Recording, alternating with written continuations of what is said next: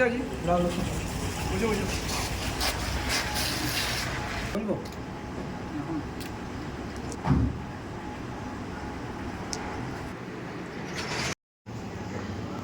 মানবদা, হ্যাঁ বলো।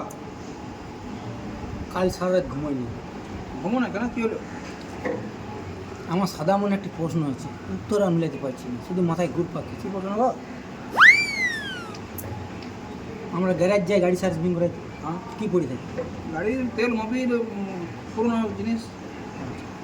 সেলুনে চুল কাটাও, হ্যাঁ কাটাই। আমরা কি কি পড়ে থাকি সেলুনে? সেলুন চুলকাটা চুল দাঁড়িয়ে পড়ে থাকে, কী পড়ে থাকবে? আচ্ছা বলো তো।